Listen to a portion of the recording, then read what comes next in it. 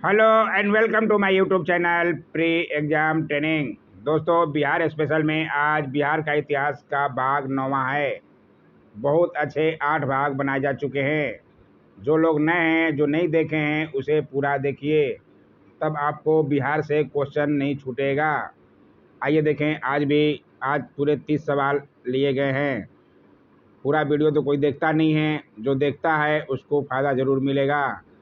2-4 लोग ही पूरा वीडियो देखते हैं और कमेंट भी करते हैं। बाकी लोग पता नहीं 2 या 5 मिनट से में वीडियो देखकर पूरा समझ जाते हैं। पता नहीं वो लोग फॉर्म क्यों भरे हैं, उनकी तैयारी कैसी चल रही है, भगवान भरोसे ही।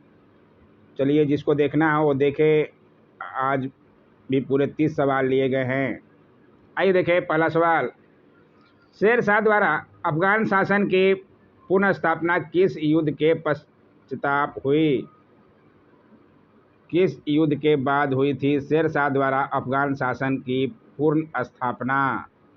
बहुत अच्छा सवाल है और इसका सही जवाब है कनौज युद्ध 1540 में। किसके साथ हुआ था, सब लोगों को पता होना चाहिए।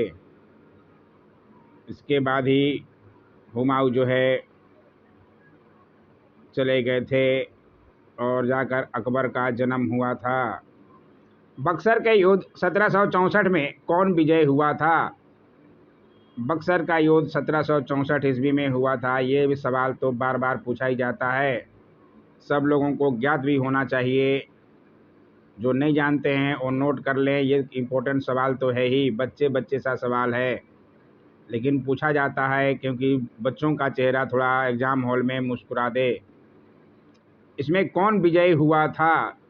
सही जवाब है, अंग्रेज तो विजयी हुए थे, सबको पता है, ईस्ट इंडिया कंपनी। उनकी कंपनी का नाम था ईस्ट इंडिया कंपनी, इसलिए बहुत इजी है, इसलिए ध्यान रखिएगा जो लोग नहीं जानते हैं। आइए देखें अगला सवाल। आर्यभट्ट का संबंध किस नगर से था? आर्यभट्ट बिहार से ही संबंधित थे, लेकिन किस नगर से संबंधित थे? भारत का पहला अंतरिक्ष यान भी आर्यभट्ट के नाम पे ही रखा गया था, सब लोगों को पता है। इसका सही जवाब है डी, पाटलिपुत्रा से संबंधित थे आर्यभट्ट, इसलिए ध्यान रखिएगा, जो लोग नहीं जानते हैं नोट जरूर कर लें। आइए देखिए अगला सवाल। बिहार में तुर्क शासन की स्थापना किसने की थी? बख्तियार खिलजी ने, इल्तुतमिश ने, तुगरिल खान ने या मलिक हुसामुद्दीन ने? सबको पता होना चाहिए, तुर्क शासन की स्थापना बख्तियार खिलजी के द्वारा की गई थी। बार बार सवाल बनता ही है, बहुत बार मैं बता भी चुका हूँ, लेकिन कुछ लोग जो चालाक लोग हैं अभी भी नहीं, जो नहीं जानते हैं, नोट कर लीजिए, नहीं तो आपको ही नुकसान होने वाला है, क्योंकि ये सवाल तो बनता ही है और बार बार बनेगा, पूछा जाएगा। 2-4 सवाल देखकर बंद कर देने वालों के लिए ये सवाल बहुत इम्पोर्टेंट है। बिहार शरीफ मध्यकाल में किस लिए प्रसिद्ध रहा? बिहार शरीफ जो है किस लिए प्रसिद्ध रहा मध्यकाल में? बहुत ही अच्छा सवाल है और इसका सही जवाब है प्रांतीय प्रशासन एवं शैक्षणिक केंद्र के लिए। बिहार शरीफ में शैक्षणिक केंद्र भी था और प्रशासनिक प्रशासन के लिए ज़्यादा प्रसिद्ध था, इसलिए ध्यान रखिएगा। आइए देखें अगला सवाल। बिहार में नुहानी राज का संस्थापक कौन था? हुसैन शाह सरकी, नुसरत शाह, जलाल खां या मोहम्मद नुहानी में से बिहार में नुहानी राज का संस्थापक कौन था? बहुत अच्छा ये भी सवाल है और इसका सही जवाब है मोहम्मद नुहानी, इसे भी ज़रूर नोट कर लीजिएगा, बहुत अच्छा सवाल है। आइए देखें अगला सवाल। बिहार का अंतिम अफगान सुल्तान कौन था? अंतिम अफगान सुल्तान इसमें से कौन था? अफगान सुल्तान की शुरुआत शेर शाह सूरी द्वारा हुई थी और अंतिम कौन थे? इसका सही जवाब है दाऊद खां कर्रानी, नाम नोट कर लीजिएगा, बहुत बार पूछा जाएगा। आइए देखिए अगला सवाल। बिहार के सुप्रसिद्ध बहावी नेताओं में किसे आजीवन कारावास की सजा मिली थी? आजीवन कारावास की सजा किसे मिली थी बिहार के प्रसिद्ध बहावी नेताओं में से? इनायत अली, अहमदुल्ला को या मोहम्मद हुसैन को या फरहत अली को बहावी नेताओं में से किनको मिली थी? इसका सही जवाब है अहमदुल्ला को। इसलिए ध्यान रखिएगा, सवाल जो है कहीं से भी बनता है, पूरी बातों को आपको ध्यान रखना पड़ेगा। आइए देखिए अगला सवाल। पटना स्थित अंग्रेजों की फैक्ट्री पर 1763 ईस्वी में किसने अधिकार किया था? बहुत ही अच्छा सवाल है। बंगाल में प्लासी के युद्ध के बाद जो है मीर जाफ़र को बना दिया गया था राजा वहाँ का। उसके बाद मीर जाफ़र को हटाकर मीर कासिम को बनाया गया और मीर कासिम को भी हटाकर फिर से मीर जाफ़र को बनाया गया। इसलिए मीर कासिम ने ये विद्रोह कर दिया था और पटना के में की फैक्ट्री, अंग्रेज़ों की फैक्ट्री पर अधिकार कर लिया। उसके बाद ही 1764 में बक्सर का युद्ध हुआ था। इन बातों को ध्यान रखिएगा। इसलिए 1763 में अंग्रेज़ों की फैक्ट्री पर किसने अधिकार किया पटना में? तो नवाब मीर कासिम ने। नाम जरूर नोट कीजिएगा। 13वीं शताब्दी में बंगाल के प्रांतपति गियासुद्दीन ने किसके से युद्ध किया था? 13वीं शताब्दी में बंगाल के प्रांतपति गियासुद्दीन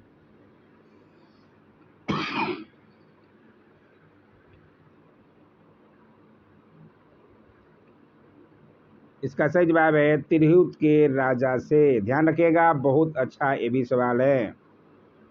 आइए देखें अगला सवाल। बिहार में बिहपुर की घटना का संबंध किससे है? बिहपुर में कौन सी घटना हुई थी? नील विद्रोह तो चंपारण में हुआ था, किसान आंदोलन भी उधर ही हुआ था। नोनिया विद्रोह नहीं, भारत छोड़ो आंदोलन। ध्यान रखिएगा, बिहपुर में भारत छोड़ो आंदोलन की घटना घटी थी, इसलिए ये संबंधित है, पूछा जा सकता है। इसलिए ध्यान से नोट करते हुए चलेंगे। डॉक्टर राजेंद्र प्रसाद का जन्म स्थल कहाँ है? बहुत बार ये पूछा जाता है। गांधी जी ने भी उसको तीर्थ धाम की संज्ञा दी थी। इसकी सही जवाब है जीरादेई सीवान में। नोट जरूर कर लीजिएगा, बहुत अच्छा सवाल है। गौतम बुद्ध किस सदी में पैदा हुए थे? 20वीं सदी ईसा पूर्व में या 7वीं सदी ईसा पूर्व में या 6ठी सदी ईसा पूर्व में या 15वीं सदी ईसा पूर्व में?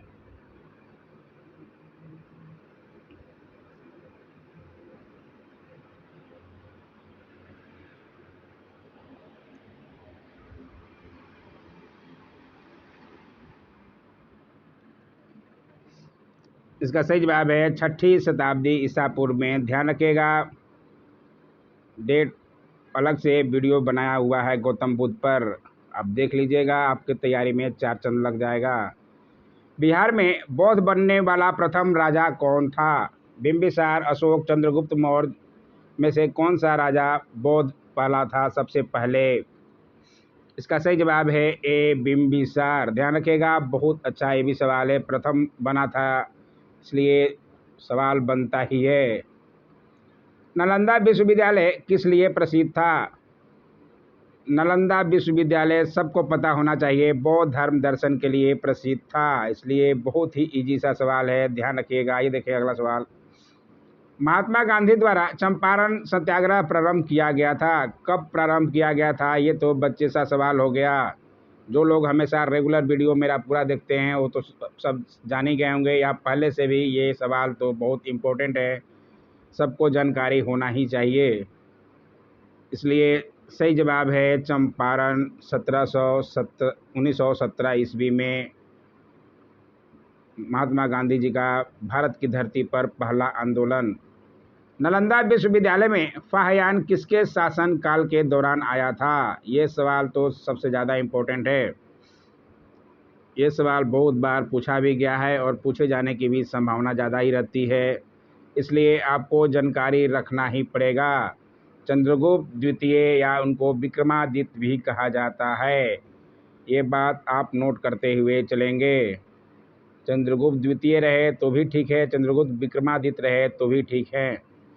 ताम्रपत्र लेख दर्शाते हैं कि प्राचीन काल में बिहार के राजाओं का संपर्क था। बिहार के राजाओं का संपर्क किससे था? चीन यूनान से, जावा सुमात्रा से, फारस यूनान से या चीन जावा से? चीन जावा से। इसका सही जवाब है जावा सुमात्रा से। इसलिए ध्यान रखिएगा, बिहार के राजाओं का संपर्क था, ताम्रपत्र लेख दर्शाते हैं। नाम नोट कर लीजिएगा, जावा सुमात्रा से। गौतम बुद्ध को एक देवता का स्थान किस राजा के युग में प्राप्त हुआ? अशोक, कनिष्क, धर्मपाल या पुष्यमित्र शुंग के समय? किसके समय में प्राप्त हुआ गौतम बुद्ध को एक देवता का स्थान? बहुत ही अच्छा सवाल है। इसका सही जवाब है कनिष्क के समय में। ध्यान रखिएगा, कनिष्क के समय में ही चौथी बौद्ध संगीति हुई थी। आइए देखिए अगला सवाल। गौतम बुद्ध को एक देवता का स्थान किस राजा के युग में प्राप्त हुआ? ये तो अभी हो गया, 2 बार ये सवाल हो गया, सॉरी।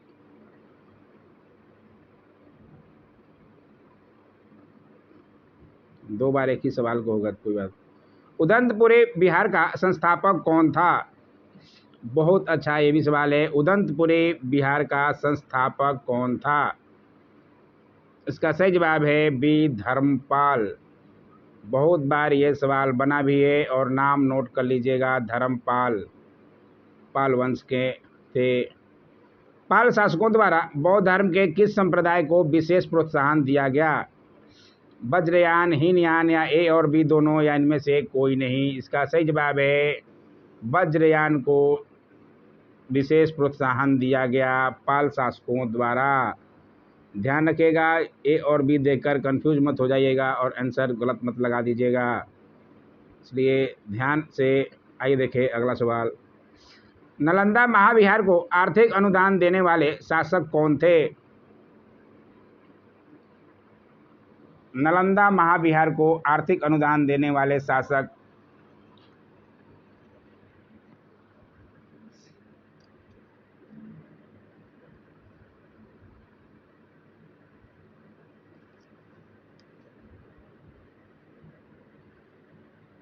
इसका सही जवाब है हर्ष, धर्मपाल और देवपाल। नाम नोट कर लीजिएगा, बहुत अच्छा सवाल है। आइए देखिए अगला सवाल।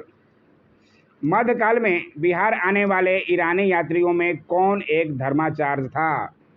बहुत अच्छा ये भी सवाल है। मध्यकाल में बिहार आए थे यात्री, ईरानी यात्री में से कौन धर्माचार्य था? इसका सही जवाब है बहाने। नाम नोट कर लीजिएगा, नहीं जानते हैं तो। बहुत अच्छा सवाल है ये भी।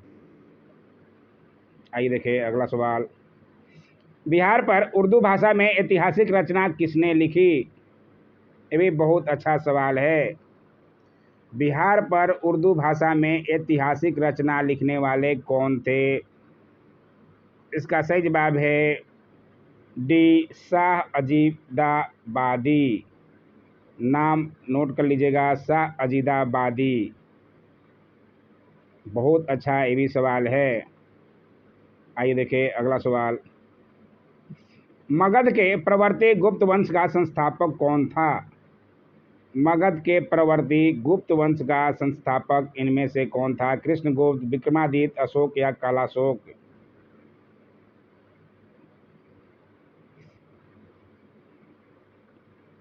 इसका सही जवाब है ए कृष्णगुप्त। मगध के प्रवर्ती गुप्त वंश का संस्थापक कृष्णगुप्त थे। ध्यान रखिएगा, ये भी अच्छे सवाल हैं। आइए देखिए अगला सवाल। 1857 के विद्रोह के दौरान किस जिले की किलेबंदी की गई थी? सारण, पटना, मुजफ्फरपुर और इनमें से कोई नहीं में से? 1857 के विद्रोह के दौरान इसका सही जवाब है मुजफ्फरपुर जिले की किलेबंदी की गई थी। इसलिए ध्यान रखिएगा, बहुत अच्छा सवाल है ये भी। नहीं जानते हैं जरूर नोट कीजिएगा। आइए देखिए अगला सवाल। 1857 के विद्रोह के दौरान कहाँ एक्सप्रेस डाक की नई लाइनें खोली गई थी? एक्सप्रेस डाक की नई लाइनें खोली गई थी कहाँ पर 1857 के विद्रोह के दौरान? सवाल बार बार यहाँ से बनता ही है। आप इसे छोड़कर नहीं जा सकते, मिस नहीं कर सकते, इसलिए ध्यान से क्वेश्चन को देखिए और समझिए। इसका सही जवाब है पूर्णिया से मुजफ्फरपुर। आइए देखिए अगला सवाल। अवध के शाह ने कुंवर सिंह को कहाँ के लिए एक फरमान दिया? अवध के शाह ने फरमान दिया था कुंवर सिंह को, बहुत बार बताया गया है। इसका सही जवाब है आजमगढ़ के लिए। जो लोग नए देख रहे हैं वो लोग नोट जरूर कर लेंगे, पुराने लोग भी जो लोग नहीं जानते हैं जरूर नोट कर लें। 1857 के विद्रोह के दौरान किस जिले के जमींदारों ने कंपनी को सहायता दी थी? हथुआ, दरभंगा, मिथिला और गया में से किस जिले के जमींदारों ने कंपनी यानी कि ब्रिटिश ईस्ट इंडिया कंपनी को सहायता दी थी?